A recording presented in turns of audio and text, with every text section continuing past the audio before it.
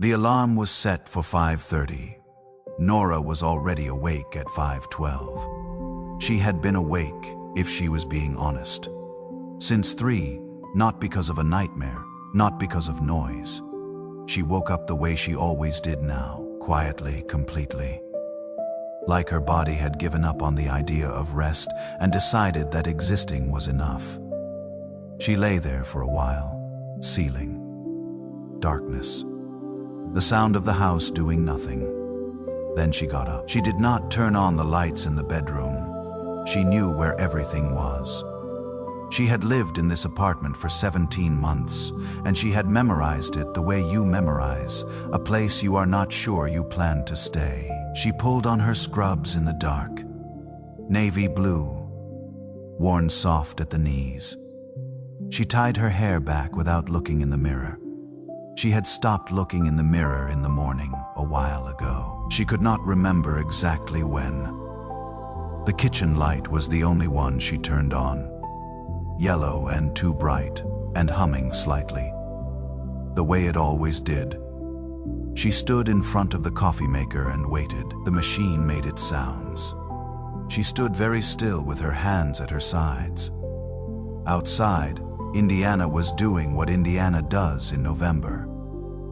Gray sky sitting low, the kind of cold that does not announce itself. It just arrives.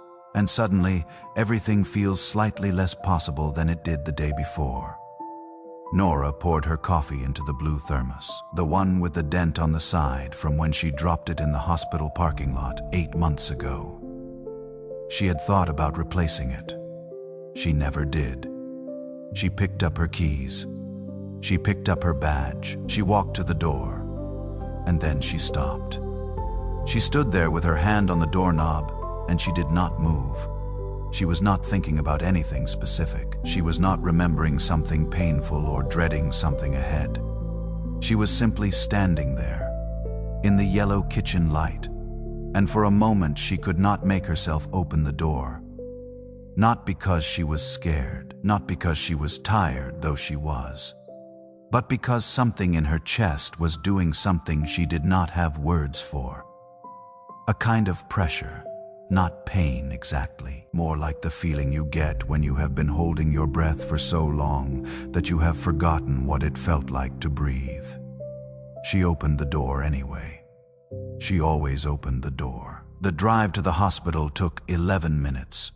She had driven it so many times that her hands knew the turns before her mind registered them. Left on clear water, right on 56. The railroad crossing where you slow down even when the lights are not flashing, because twice in 3 years she had seen cars get clipped there by trains that came faster than expected. She knew this drive, the way she knew her own heartbeat. Without thinking about it, the parking lot was half empty at 5:30 in the morning. She pulled into her usual spot. 3rd row, second from the end, close enough to the entrance to not feel the full weight of the cold, far enough to have 30 seconds of walking alone before the building swallowed her. She turned off the engine, and she sat there. She did not reach for her thermos, did not check her phone, did not go over the handoff notes in her head the way she usually did. She just sat there. The sky was starting to go from black to that particular shade of dark blue. That means morning is coming, whether you are ready for it or not. A single light was on in the east wing of the hospital. Someone was already in there working. Someone was already in there kneading. Nora looked at her hands on the steering wheel. They were steady. They were always steady. That was something people said about her. The nurses who had worked with her for years, the doctors who trusted her in a room when things went wrong. Nora Callahan has steady hands. Nora Callahan does not flinch. She did not feel steady right now. She felt like something inside her was very, very far away. Like she was looking at her own hands through glass. It took her another 3 minutes before she got out of the car. She did not know, sitting there, that it was her birthday. That is not entirely true. Some part of her knew. The way you know something that you have decided not to look at directly. Her phone had not made any sounds this morning.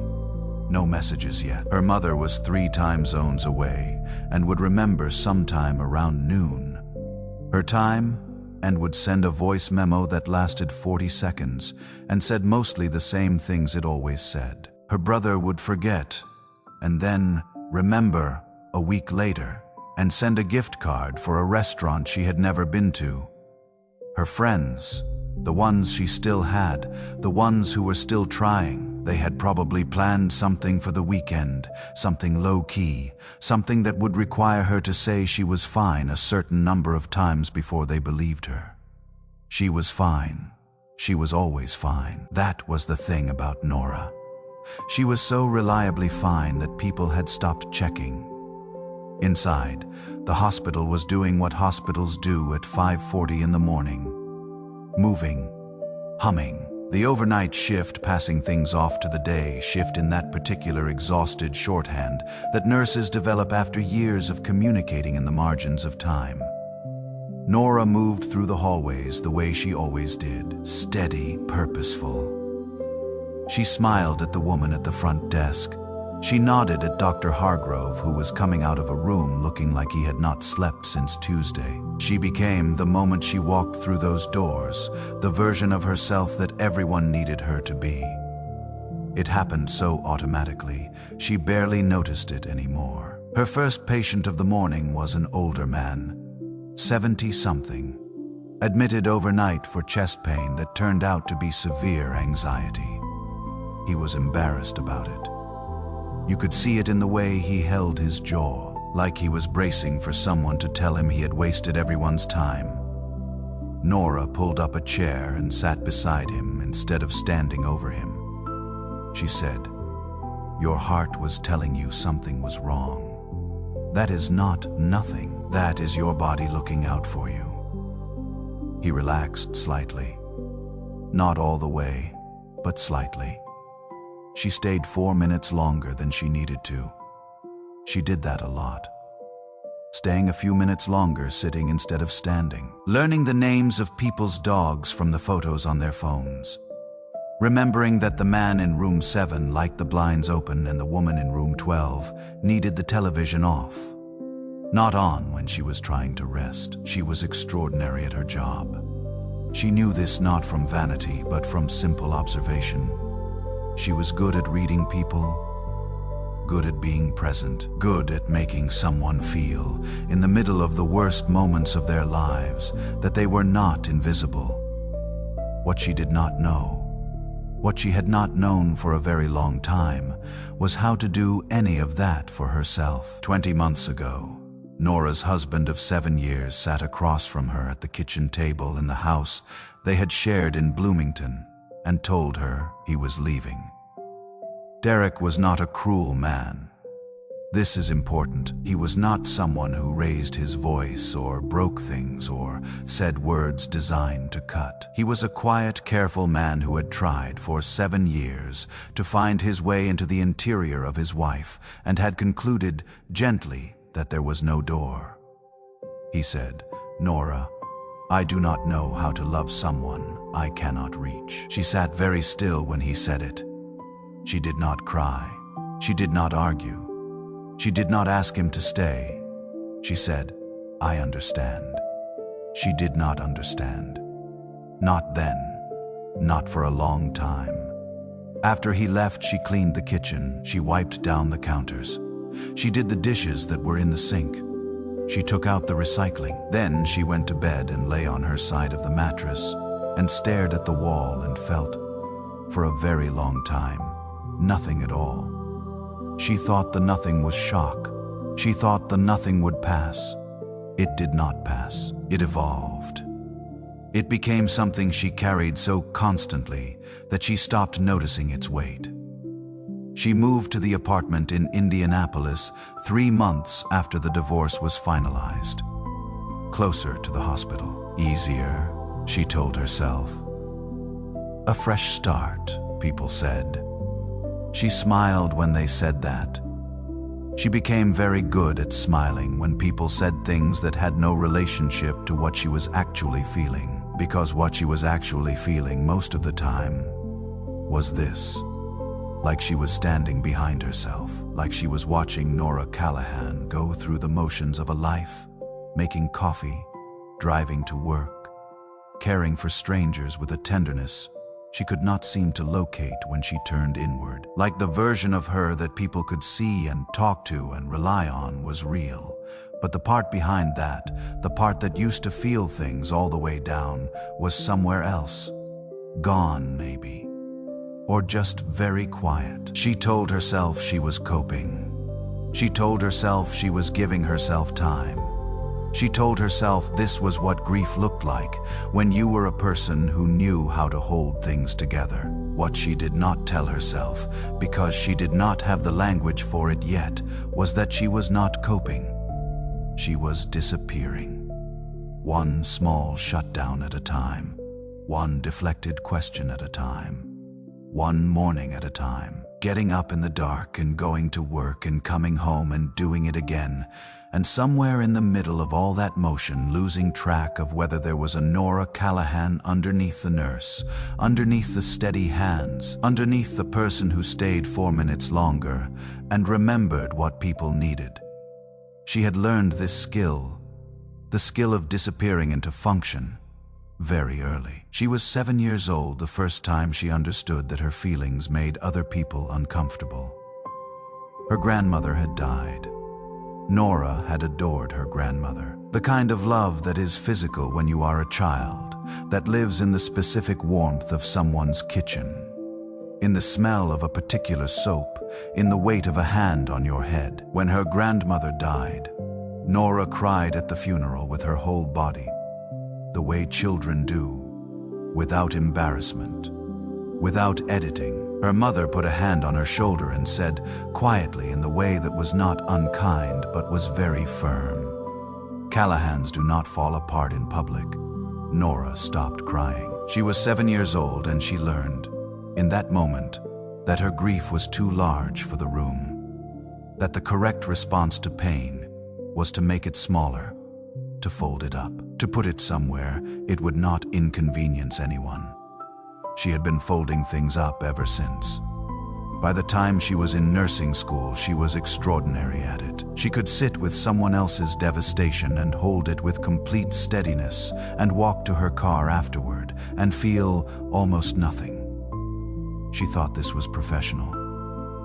She thought this was strength. She thought she had found, by some accident of personality or training, the ability to be moved without being broken. She did not realize, for a very long time, that she had simply gotten so good at suppression that she could no longer find the seam between what she was controlling and what she actually felt. Derek had seen it. She knew that now. "I cannot reach you," he had said. He was not wrong. He had been trying for 7 years to find his way to her, and she had been, without meaning to, without even knowing she was doing it, keeping every door locked. Not because she did not love him. She did love him, but she had spent so many years making herself small, making herself contained, making herself useful and undemanding and fine, that she had lost the ability to let someone in all the way. She had loved him from behind the glass. He had eventually stopped knocking. She did not blame him. This was perhaps the most devastating part she understood. She understood completely why someone would leave a person they could see but could not touch, could hear but could not quite reach. She understood, and she did not fight it, and she did not fall apart. And in not falling apart, she had confirmed without meaning to exactly what he had said, that there was no way in. The morning shift moved. The way morning shifts move. Fast and then faster. 2 new admissions before 7, a situation in room 4 that required her full attention for 40 minutes. A family in the hallway who needed to be told something no family wants to be told, and Nora was the one who stood with them while the doctor spoke, one hand on the mother's arm, steady, present there. She was always there, for everyone. At 8:15, she had 12 minutes before she needed to be somewhere else. She went to the small break room and sat down and opened her thermos. The coffee was cold. She drank it anyway. Her colleague, a nurse named Bev, who had been at the hospital for 22 years and had the particular warmth of someone who has seen everything and decided to stay soft anyway, came in and poured herself a cup and looked at Nora the way she sometimes did. Not with pity, more like recognition. She said, "You doing okay?" Nora said. "I am good." Bev looked at her for one more second. Then she said, "Okay," and she left. And Nora sat there with her cold coffee and the fluorescent light buzzing above her head, and something moved in her chest, brief and sharp. Like a hand pressing on a bruise she had forgotten was there. Someone had asked, and she had said she was fine. And the word had come out so smoothly, so automatically, so without any friction at all, that she had not even felt herself lying. That was the thing that scared her. Not that she was not fine, but that she could no longer tell the difference. She was 34 years old today. She was sitting in a break room with cold coffee. She was wearing the face of someone who had everything under control, and somewhere underneath that face, underneath the steady hands and the competent voice, and the person that everyone needed her to be, something very old and very quiet was trying to get her attention. She could feel it. She had been feeling it for months. A tugging, small and persistent, like a child pulling at a sleeve. Something that did not want to be ignored anymore, but did not know how. She stood up. She went back to work, because that was what she did.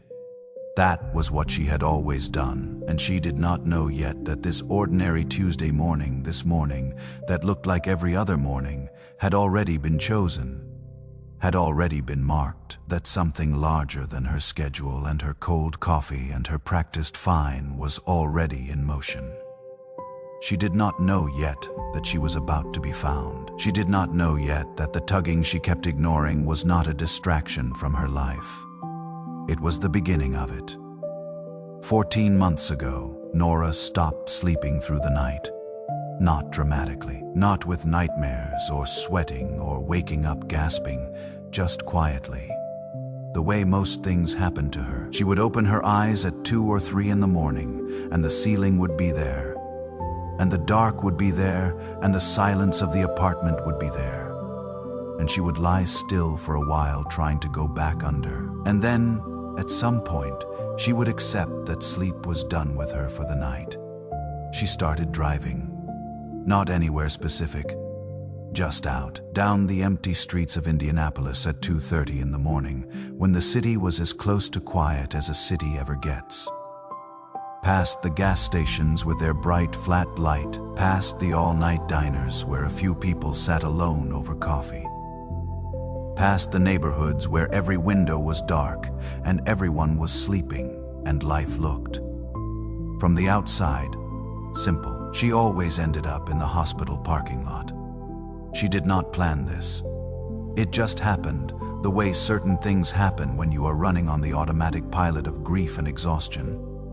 Her hands would take her there. She would pull in and turn off the engine and sit. And the hospital would be in front of her, lit up the way hospitals are always lit up. Like they do not know what night is. Like they have decided that darkness is optional. She would sit there for an hour sometimes longer. She told herself she found it calming. The familiarity of it. The building she knew better than she knew her own apartment at this point. The parking lot where she spent a cumulative portion of her life she preferred not to calculate. But that was not entirely why she went. The truth was something she did not fully admit to herself for several weeks. She went there because it was the only place she had started to pray. Not the way she prayed as a girl, kneeling at the side of her bed with her hands folded and the words she had memorized coming out in the right order. That kind of prayer required a confidence she no longer had.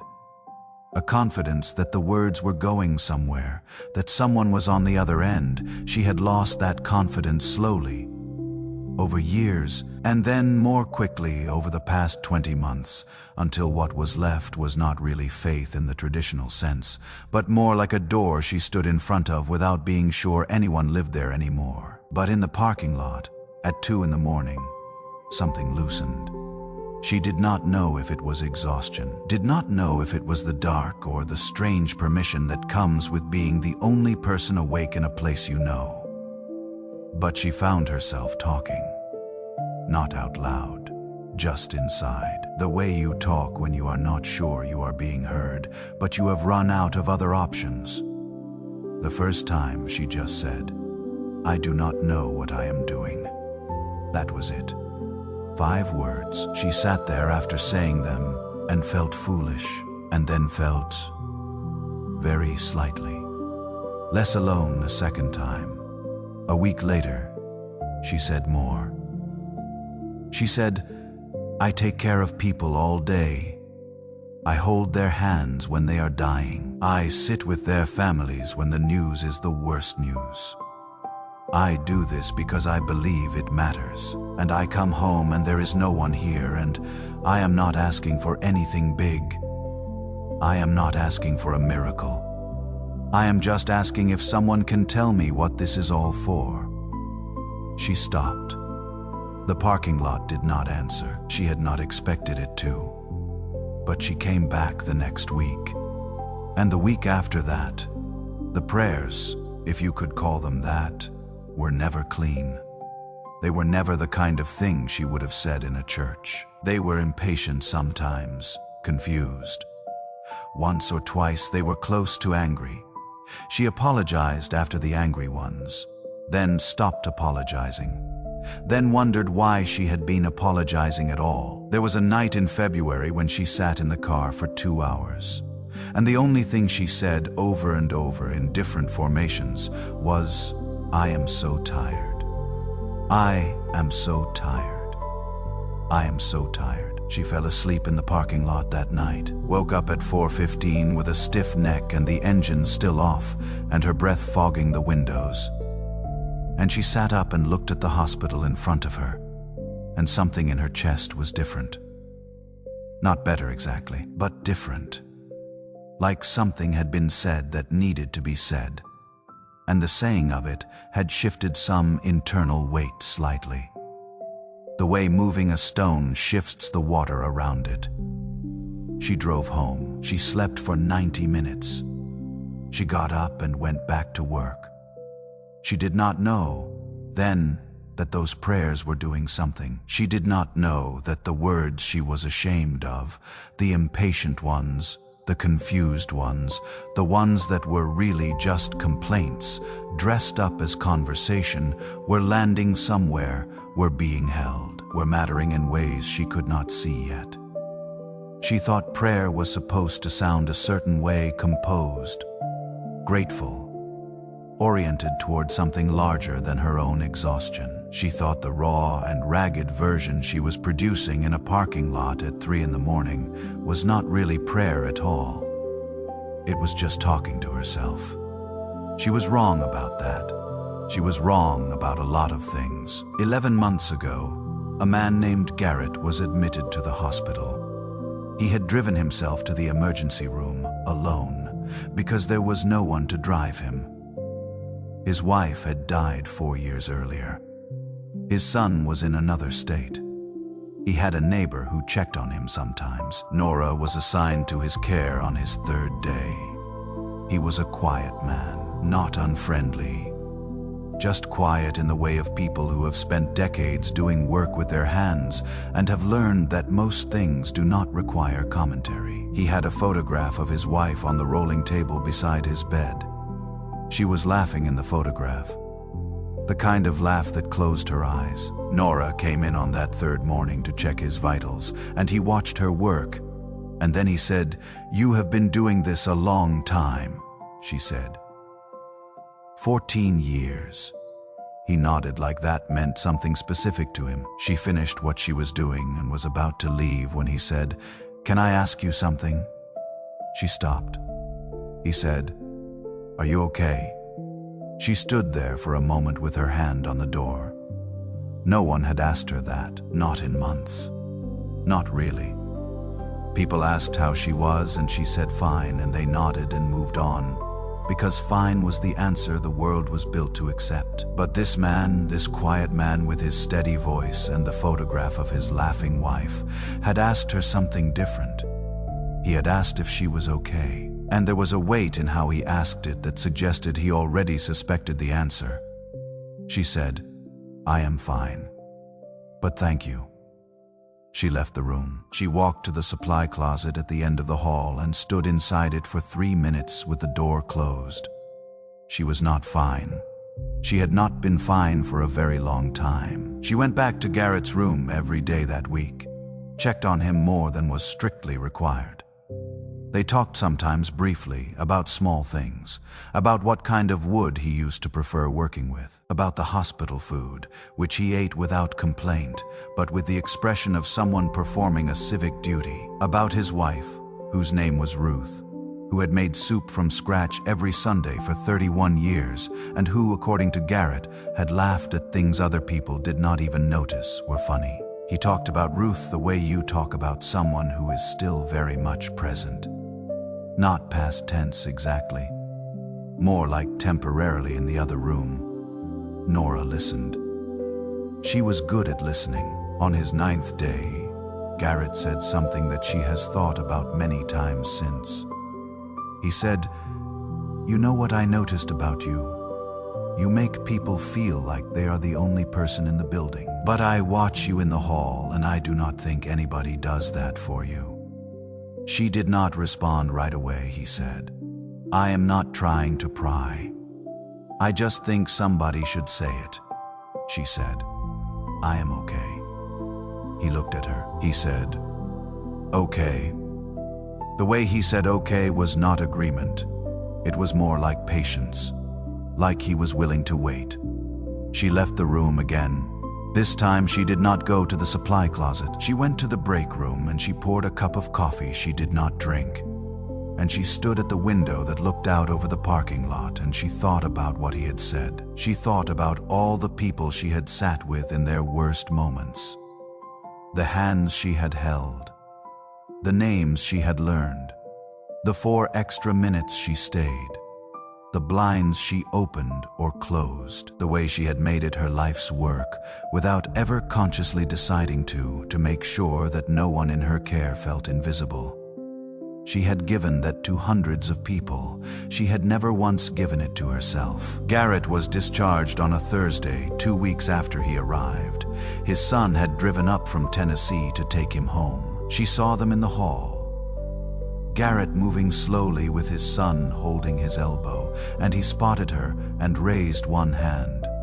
She raised hers back. That was the last time she saw him. He died 6 weeks later. She found out through a colleague who had seen the notice. Peaceful, apparently. At home. His son with him. She sat in the break room when she heard, and she felt the specific weight of someone being gone. Not devastation, something quieter. The particular sadness of a person who touched your life briefly and exactly enough. She thought. He asked me if I was okay. She thought. I never answered him honestly. She thought. I am still not answering honestly. 3 months ago, on a Tuesday morning in September, Nora was standing in the hallway outside room 11 when it happened. She was holding a chart. The hallway was doing its normal things. Voices, movement, the sound of a monitor going steady somewhere down the corridor. Everything exactly as it always was. And she could not move. Not a dramatic collapse. Not a scene. She just stopped. Stood there with the chart in her hands and her feet on the floor. And she could not make herself take another step. Not because she was physically unable. Because something inside her simply refused, like a door closing. Like a system that had been running on emergency power for 20 months. Finally going quiet. Her colleague, a nurse named Donna, who had worked the floor with her for 3 years, noticed first. Dana came to her and said her name and touched her arm. And Nora looked at her, and what she saw in Dana's face was not alarm exactly. It was recognition. Like Dana had been waiting for this, like she had seen it coming from far off. Dana walked her to a chair. The charge nurse was called. Then the nursing supervisor. There was a conversation that Nora was present for but did not fully process. The way you do not fully process things when the part of you that handles processing has gone offline. They told her she needed to go home. She did not argue. That was perhaps the clearest sign of how far she had come undone. Nora Callahan did not leave shifts early. Nora Callahan did not hand things off. Nora Callahan finished what she started and did not ask for accommodations and managed always, because managing was the only mode she had ever learned. She did not argue. She got her things from the locker room and she walked to her car and she sat in the driver's seat and she did not start the engine for a long time. The nursing supervisor had mentioned carefully that the hospital had an employee assistance program, that there was no shame in using it, that a lot of nurses, especially after the past few years, were finding that they needed support they had not needed before. She had handed Nora a card with a number on it. Nora had put the card in her pocket. She had not looked at it since. The leave started the next day. 30 days, they said. Use it. Really use it. She went home. She had not been home during daylight hours on a weekday in longer than she could remember. The apartment felt different in the afternoon light. Smaller, more specific. She could see things she did not usually see. A water stain on the ceiling above the couch. The way the light came through the kitchen window at 3 in the afternoon and hit the floor in a long rectangle. She sat on the couch. She did not turn on the television. She did not reach for her phone. She just sat there. And for the first time in 20 months, there was nowhere she was supposed to be. The first few days of leave were strange in a way she had not anticipated. She had imagined in the abstract that if she ever had time off, she would feel relief. Rest, the deep exhale of someone finally allowed to put down something heavy. She did not feel that. She felt exposed. She felt like someone who had been moving so fast for so long that stopping felt not like rest, but like falling. Like the motion had been the only thing keeping her upright. And now without it, she was confronting a stillness that had things in it she had been successfully outrunning for the better part of 2 years. She did not know what to do with the hours. She cleaned the apartment.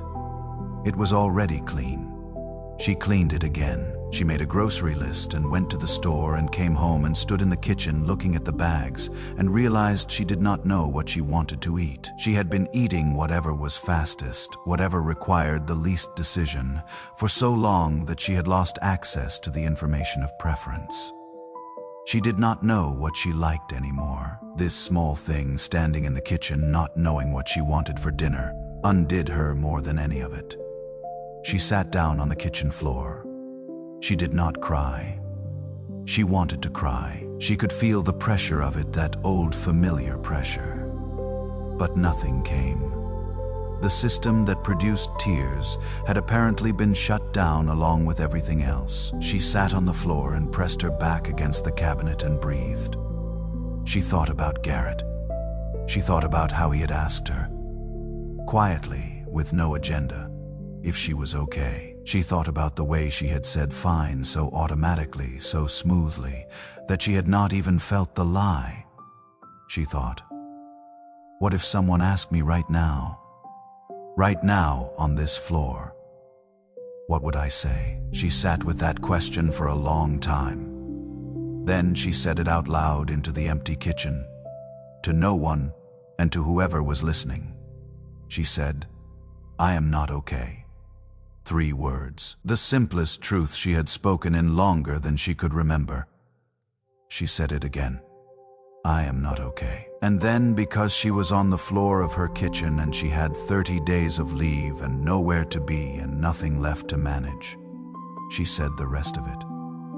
All of it, in the messy, unedited, unpretty way that she had never allowed herself before, about the exhaustion, about the marriage and what Derek had said, and the part that was true, about her grandmother's funeral when she was 7 and her mother's hand on her shoulder and learning, in that moment, to make herself smaller, about the hundreds of patients she had held and stayed with and cared for, about Garrett, about the fact that she could not cry at her own kitchen floor, could not access her own grief, could not find the part of herself that felt things all the way down. She talked for a long time. Some of it did not make sense. Some of it she had never put into words before, had not known was there, until the words came out, and she heard them and thought, yes, that is the thing. She did not know if anyone was listening. But she did not stop, because this, she understood somewhere underneath all her training and her competence and her learned smallness, was the truest thing she had ever done. Not the years of steady hands and extra minutes and remembered names. This sitting on the floor and saying, I am not okay, and meaning it all the way down.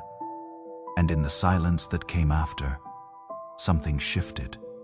Not a voice, not a sign, not anything she could point to.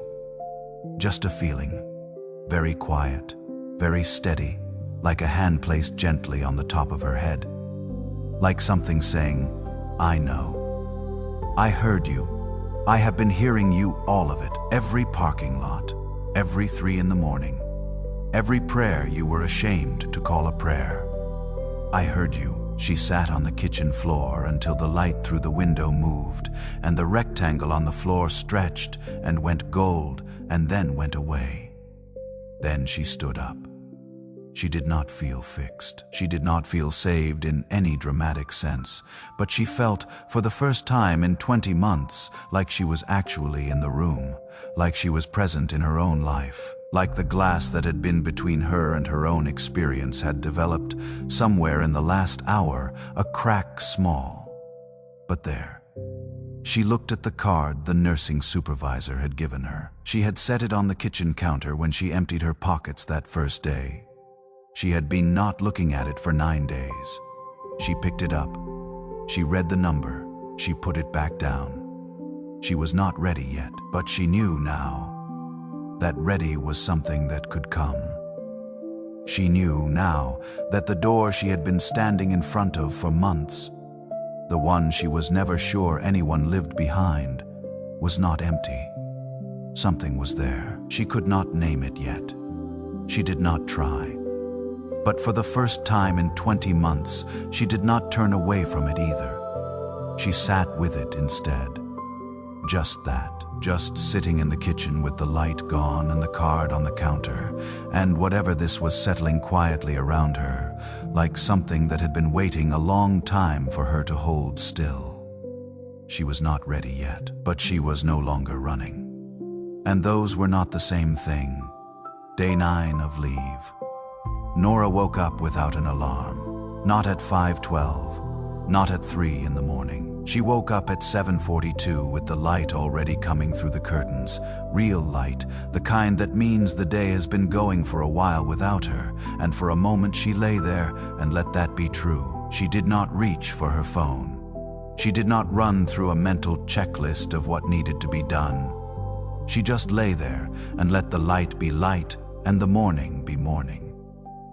This was, for Nora Callahan, a radical act. She had spent the first 8 days of leave in a kind of suspended state. Not resting exactly. More like a snow globe that someone had shaken and set down. Everything still unsettled, still moving, but the motion was slowing, the way it has to before things can settle back to where they belong. She had cleaned the apartment again. She had taken walks that had no destination, just out and back. Through neighborhoods she barely knew. past houses with autumn leaves still on the lawns and porch lights left on in the daytime. She had cooked things, real things, not just whatever required the least effort. She had made soup from a recipe she found in a cookbook she had bought years ago and never opened. She had eaten it at the kitchen table instead of standing over the sink. Small things.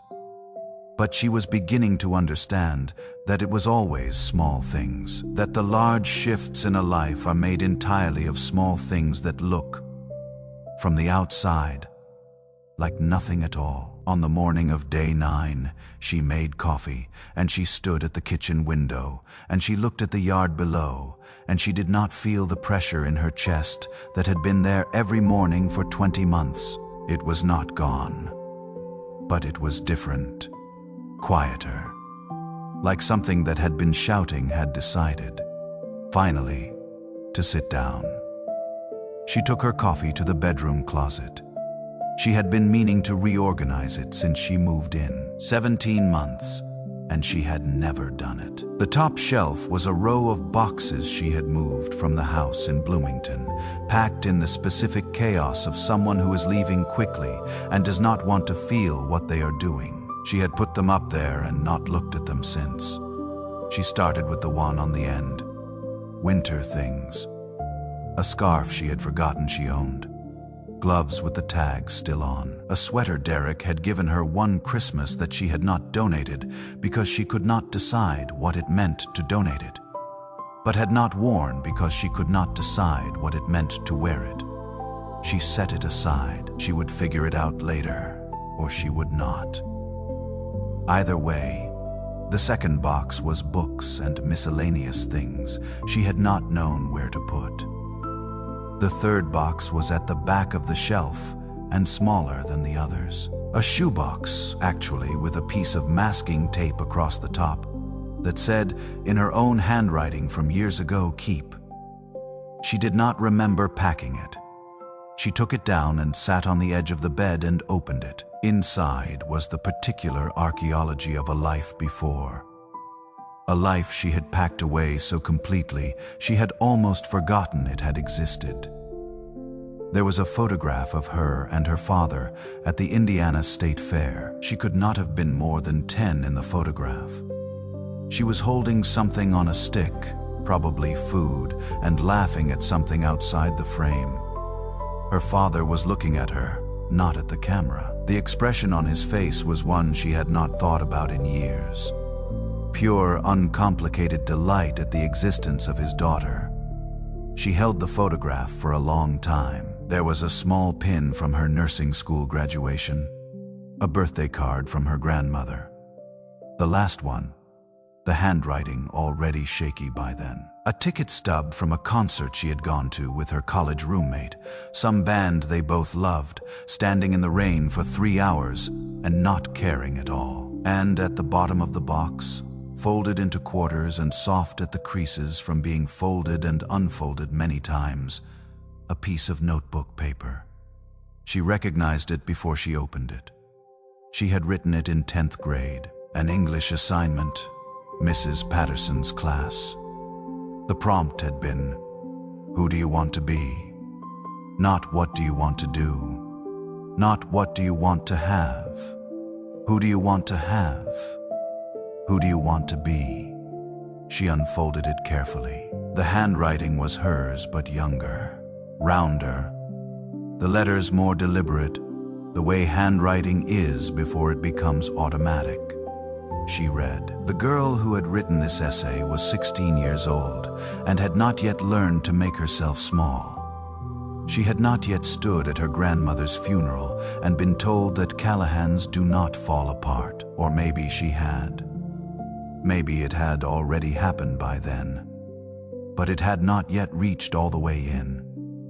There was still something in this girl that believed, without qualification, that she was allowed to take up space. The essay was not sophisticated.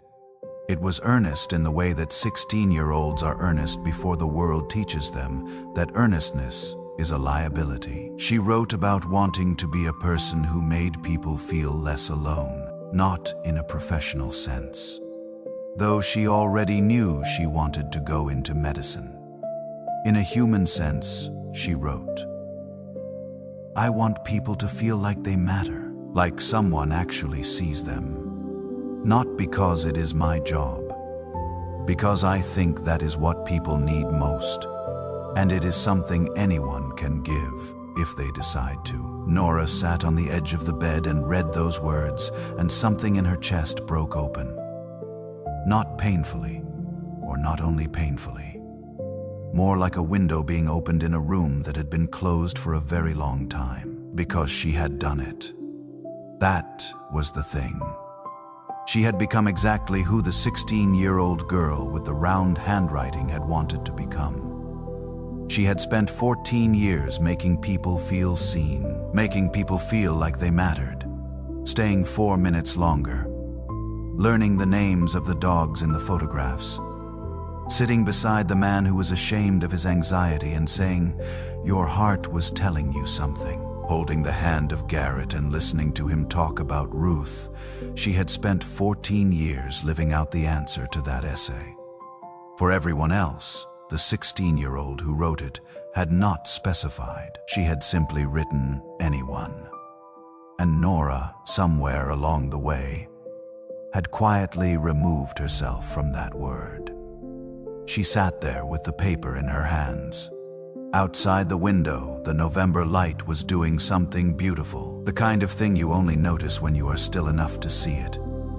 The way it came through the oak tree at the edge of the yard and moved on the ground below, slow and golden and not asking anything of anyone. She let herself cry. Finally, not the managed, functional kind of emotion she allowed herself at work, when it was appropriate. Not the polite tearing up that could be blinked away. Real crying, the kind that comes from somewhere below the chest, that has been waiting, that arrives with its full weight. She cried for her grandmother, for the funeral she had gotten through dry-eyed and composed, and had never actually let herself grieve. She cried for the girl in the essay who had believed so completely in her own worth. She cried for Derek, not because she wanted him back, because she understood now what he had been trying to reach, and she wished. Not with guilt, but with something more like sorrow, that she had known then how to let him. She cried for Garrett, for the question he had asked her that she had not answered. She cried for herself for the 20 months of parking lots and cold coffee.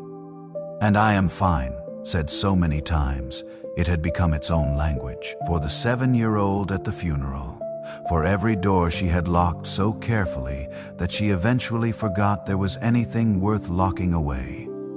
She cried for a long time. And when she was done, she sat there with the essay still in her hands and the light still moving on the ground outside.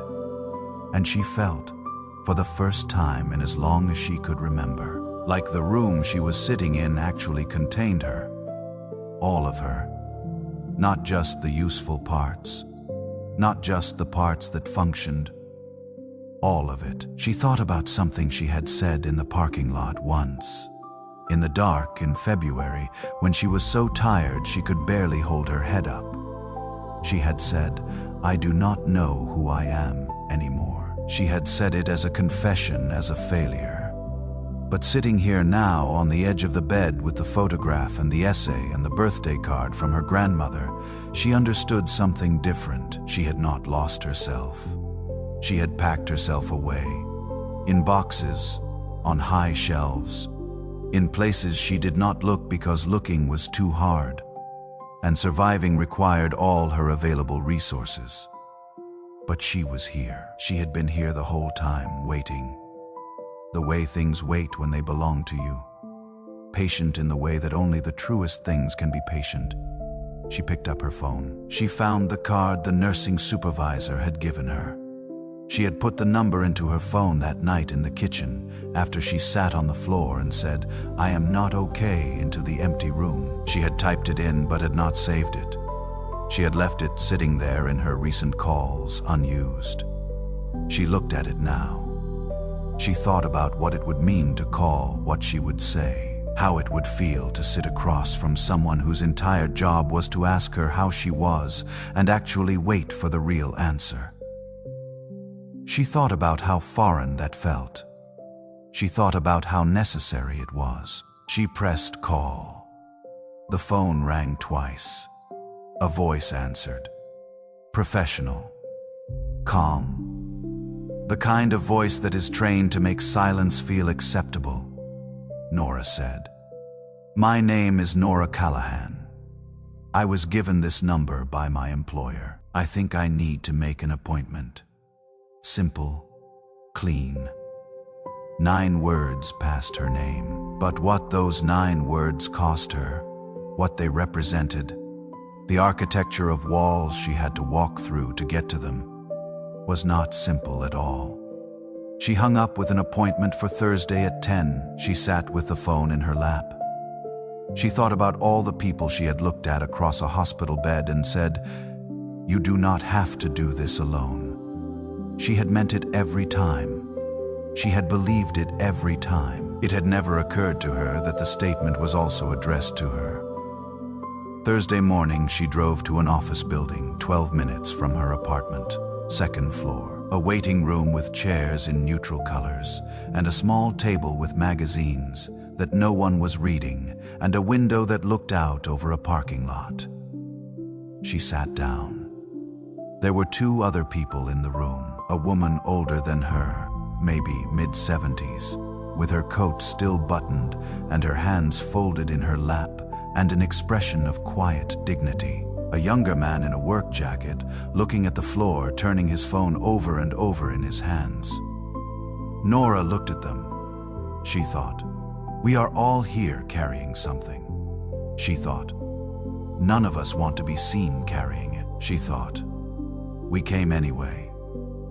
And something about that. The simple fact of it, these 3 people in a neutral-colored room who had all decided against their pride and their training, and whatever voices in their heads said that needing help was a form of failure that they were going to try. Something about that moved through her chest like warmth. This was not weakness. This room was not a room of broken people. This was a room of people brave enough to stop pretending. Her name was called. She stood up. She walked through the door. She sat across from a woman with kind eyes and a notepad and the particular stillness of someone who is genuinely prepared to listen. The woman said, "What brings you in today?"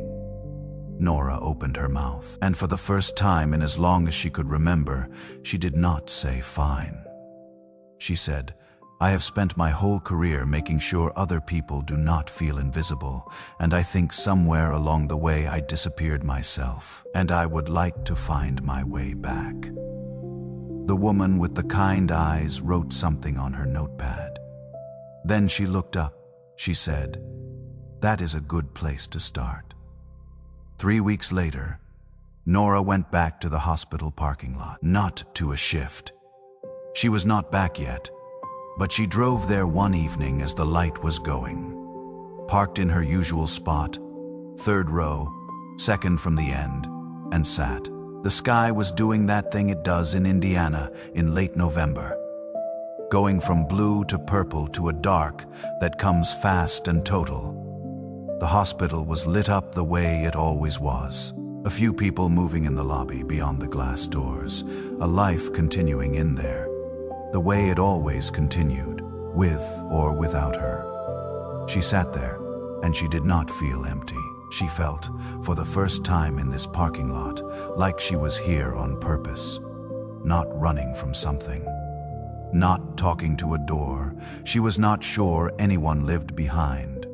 She knew now that someone was there. She had known it before, in some partial, flickering way, on the worst nights when the words she said were not prayers, so much as just sounds made by a person who had nowhere else to put what she was feeling. But she knew it differently now. Not because anything had been proven to her. Not because of a sign or a voice or an event that she could point to. because of a shoebox on a high shelf, because of a 16-year-old girl who had believed, without being taught to, that she was worth knowing, because she had sat on a kitchen floor and said, "I am not okay," and the world had not ended, because she had walked into a room with neutral-colored chairs and said, "I disappeared myself," and someone had listened. Because she was here now, in the dark, in November, and she was not running. She was sitting, she was breathing. She was, for the first time in a very long time, actually present in her own life. And then, in the stillness, she heard it. It said, the way it had always spoken to her, not in thunder. Just steady, just close. I was here. Every night you drove here and did not know why. Every prayer you were ashamed to call a prayer. Every "I am fine" that cost you something. I was in all of it. I never left. You were never too quiet for me to hear. I saw the girl at the funeral holding her grief in because she was told to. I saw the nurse who gave everything to strangers and saved nothing for herself. I saw you on the floor of your kitchen saying, "I am not okay." That was not weakness. That was the bravest thing you had ever done. I arranged the parking lot. I arranged Garrett and the question he asked. I arranged the shoebox on the high shelf, and the morning you finally stayed still long enough to open it. None of it was accident. All of it was me reaching into your ordinary life and saying, "I see you." Not the version you show the world. You, the real one. You do not have to be fixed to be loved. You just have to be here. And that has always been enough. Nora sat with that for a long time. The sky went fully dark. The hospital stayed lit the way it always did. Someone in there was having the worst night of their life. Someone in there was holding a hand that needed holding. The work continued. It always continued, and she would go back. She knew that now. Not because she had to, because she wanted to. Because the girl who wrote that essay at 16 had meant it completely, and that girl was still in her, had been in her the whole time, packed away in a shoebox on a high shelf, waiting with the particular patience of something that knows it belongs to you. She started the engine. She drove home. She made dinner at the kitchen table and ate it slowly, and did not look at her phone and did not think about tomorrow. And in the morning, when the light came through the curtains earlier than she expected, she did not reach for the alarm that was no longer set. She just lay there and let it find her. And it did.